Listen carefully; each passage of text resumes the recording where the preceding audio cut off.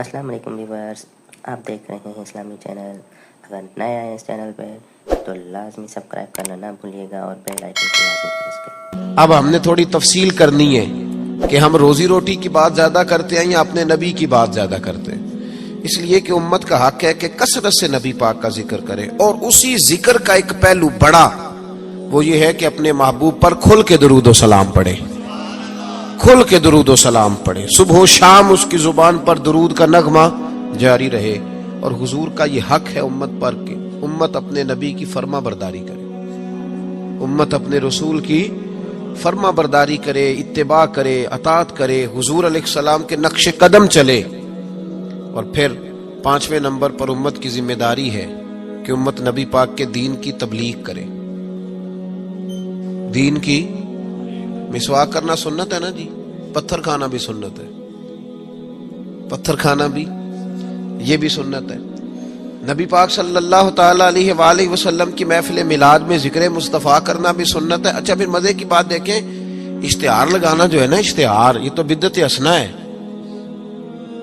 اور دروازہ کھٹکھٹا کے کسی کو محفل کی دعوت دینا، یہ میرے محبوب علیہ السلام کی عین سنت سے ثابت ہے۔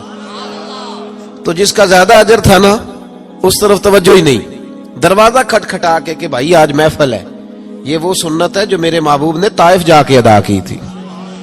لوگ کہتے ہیں بڑا خرچہ کیا، بھائی کیا خرچہ کیا ہے؟ کہتے ہیں میں 26,000 دے اشتہار چھاپے۔ بھائی سب سے زیادہ ضروری کام، بہت سارے ایسے بد مذہب ہیں، ان کے بڑے بڑے ایسے مبلغ ہیں جن کا آپ نے کبھی اشتہار نہیں دیکھا ہوگا، مجمع ہزاروں میں، اس لیے کہ وہ ان کا ہر بندہ اشتہار بن جاتا ہے، ہر بندہ۔ تو یاد رکھیں، نبی کریم صلی اللہ علیہ وسلم کا یہ حق ہے کہ امت محبوب کا ذکر کرے، تذکرہ کرے، دین کی تبلیغ کرے۔ اور حضور کے دشمنوں کے ساتھ بغض رکھنا یہ بھی نبی پاک کا حق ہے۔ ایسا نہیں ہو سکتا کہ ایک بندہ حضور کی بے ادبی کرے، توہین کرے، محبوب کے نواسوں کو باغی کہے، حضور علیہ الصلوۃ والسلام کے صحابہ کو برا کہے اور ہمارا یار بن جائے۔ یہ حضور کا حق ہے کہ ہم نبی پاک کے دشمنوں کے ساتھ اپنے دل کے اندر کجی رکھیں، ان سے بچیں۔ میری باتوں کی سمجھ آ رہی ہے میرے بھائیوں؟ یہ حقوق ہیں جو ہم نے نبی پاک علیہ السلام کے حق ادا کرنے، اور جس سے محبوب کو محبت ہے اس سے محبت کرنا بھی ہماری ذمہ داری ہے۔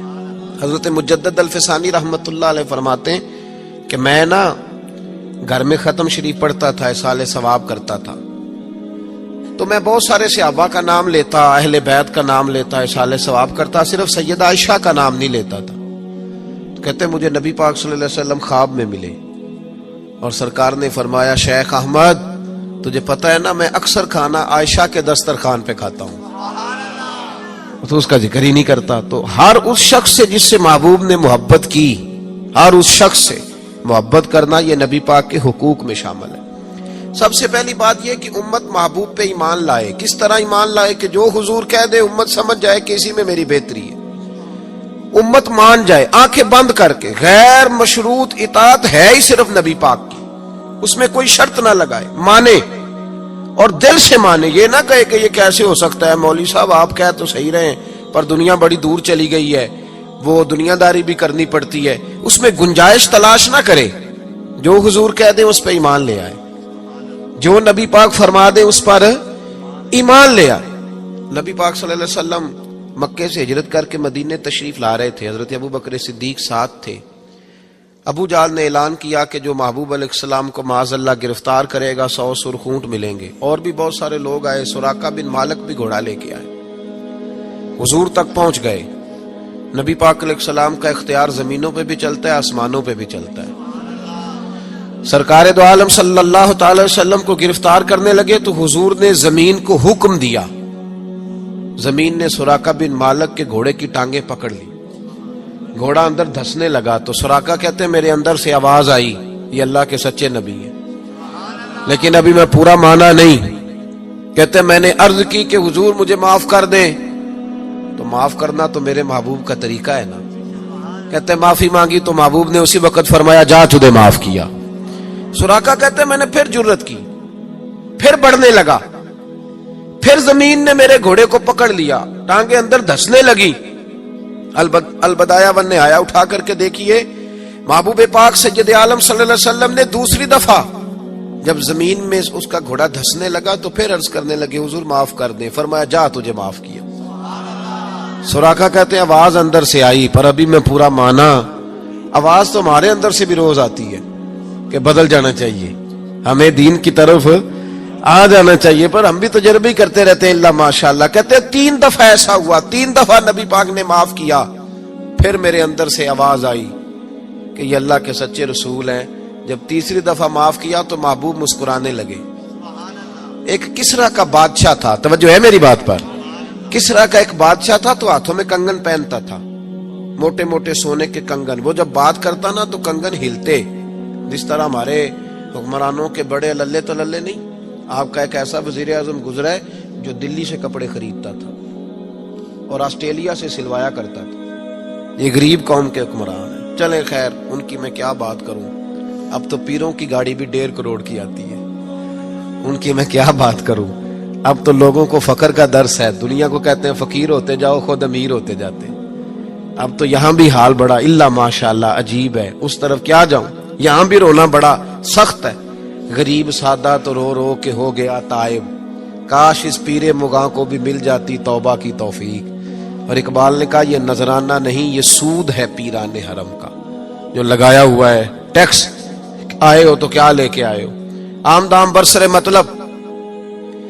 वो किसरा का बादशाह जो था वो कंगन पहनता था, जब बात करता था तो बजते थे। तो मशहूर बड़े थे कि उसके कंगन है भाई। नबी पाक सल्लल्लाहु ताला अलैहि वसल्लम को जब सुराका आगे बढ़े ना गिरफ्तार करने, तो महबूब ने फरमाया तू मुझे पकड़ने आया है, एक वक्त आएगा किसरा का इलाका फतह होगा, उसके वो कंगन मेरे गुलाम उतार के लाएंगे। और सुराका मैं यहां खड़े होके सालों बाद का वो वाकया देख रहा हूं कि उसके कंगन तेरे हाथों में आएंगे। अब जरा जरा रुक के सोचिए, मक्के से निकले हैं, मदीने अभी पहुंचे नहीं, एक गांव पे भी मुसलमानों की हुकूमत नहीं, मेरे महबूब ने इतनी बड़ी बात कर दी, किसरा का इलाका फतह होगा। हजरत अबू बकर सिद्दीक मुस्कुराने लगे। आमर बिन फहीरा फरमाते मेरा सीना चौड़ा हो गया, भाई तुम्हें क्या हुआ। कहने लगे महबूब ने कह दिया है तो इंशाअल्लाह इलाका फतह हो के रहेगा। साडे नबी दी जुबान साडे वास्ते कुरान, हुजूर ने फरमा दिया लिहाजा होगा, यकीने कामल की दौलत। सुराका मुसलमान हो गए, जमाना गुजर गया, महबूब अलैहिस्सलाम ने विसाले ज़ाहिरी फरमाया, हजरत अबू बकर सिद्दीक का दौर आया, फिर हजरत उमर का जमाना आया। एक मौके पे जंग हो रही थी, साहिब तबकात ने लिखा है जंग हो रही है तो काफिर किला बंद हो गए। बड़े बड़े किले होते थे, आपने देखे होंगे पुराने किले, छोटी ईंट के बने होते थे, लकड़ी का दरवाजा होता था बहुत बड़ा। और दिफाई जंग जब लोग करते थे ना दिफाई महाज पे, तो 2-3 महीने का राशन लेके लोग अंदर बंद हो जाते थे। मेरी बातों की समझ आ रही है मेरे भाइयों को, अंदर बंद हो जाते थे, काफिर किला बंद हो गए। हजरत साद बिन अबी वकास रदी अल्लाह तआला अन्हु की क़यादत में जिहाद हो रहा था। अब काफिर ना बाहर आते हैं, बाहर आए लड़ाई हो तो पता चले ना हारा कौन जीता कौन। अब वो अंदर बंद है, बाहर ही नहीं निकलते, और मुसलमान अंदर जा नहीं सकते, किले की दीवारें बड़ी ऊंची हैं। एक मंजनीक होती थी गुलेल की तर्ज पे बनी, उसमें रख के ना बड़े बड़े पत्थर तो अंदर फेंके जाते थे। पता है आपको मंजनीक कैसे होती थी, वो 2 बड़े बांस रख के ना ऊपर, तो उसको गुलेल की तर्ज की बनाया जाता था, रस्सी डाल के नीचे उसके पत्थर रख के 2 आदमी पहले यूं दौड़े जाते थे, फिर छोड़ा जाता था तो पत्थर जाके लगता था। तो सहाबा ने मशवरा किया कि अंदर पत्थर फेंकते। फिर एक सहाबी कहने लगे यार अंदर पत्थर फेंकेंगे वो पता नहीं कहाँ है, उन्हें लगे कि ना लगे। हजरत सुराका बिन मालिक भी थे, कहने लगे पत्थर ना फेंको, मंजनीक में रख के मुझे अंदर फेंको, मैं अंदर से जाके दरवाजा खोलता हूं। और उनको पकड़ लेते हैं। उन्होंने कहा जनाब कोई समझदारी वाली बात करें, आप किधर निकल गए। पहली बात तो यह है कि जब हम आपको अंदर फेंकेंगे तो आप इस कदर तेजी से गिरेंगे कि आपकी हड्डी पसली कोई नहीं बचेगी, और अगर आप जिंदा बच भी गए तो यहूदी आपको छोड़ेंगे नहीं। जनाब सुराका कहने लगे तुम इस तरह करो, मेरी परवाह ना करो, मुझे फेंको, मुझे कुछ भी नहीं होगा, मैं जिंदा दरवाजा खोल लूंगा और तुम्हें दिक्कत। बाबा जी रात से पर्दा तो हटाएं, फरमाया वो बाद में बताऊंगा, पहले फेंको तो सही। जबरदस्ती का फेंको, डाला अंदर मंजनीक के अंदर, फेंका, थोड़ी देर गुजरी तो हजरत सुराका दरवाजा खोल के बाहर आ गए। फरमाने लगे लो भाई मुझे तो कुछ भी नहीं हुआ, कपड़े झाड़ रहा हूं, कोई शय नहीं। बाहर आए, जंग हुई, फतह हुई। अब सहाबा उनके गिर्द बैठ गए, कहने लगे सुराका वो करामत क्या है, وہ کون سا نسخہ ہے جس سے آپ زندہ آ گئے؟ تو جناب سراقہ رونے لگے، فرمانے لگے نسخہ کوئی بھی نہیں، میرا ایمان بڑا مضبوط ہے، میرا اپنے نبی پہ ایمان بڑا مضبوط ہے۔ میرے رسول پاک نے فرمایا تھا تیرے ہاتھوں میں کسرا کے کنگن آئیں گے، فرمایا ابھی کنگن نہیں آئے، اور جب تک میرے ہاتھوں میں کنگن نہیں آتے جناب اسرائیل بھی کوئی نہیں آئیں گے، وہ تبھی آئیں گے جب میرے ہاتھوں میں کنگن۔ اقبال نے مسلمان کا ایک مسئلہ بیان کیا، اقبال کہتے ہیں مسلمان تیرا اصل مسئلہ یہ ہے کہ غلامی سے بدتر ہے تیری بے یقینی۔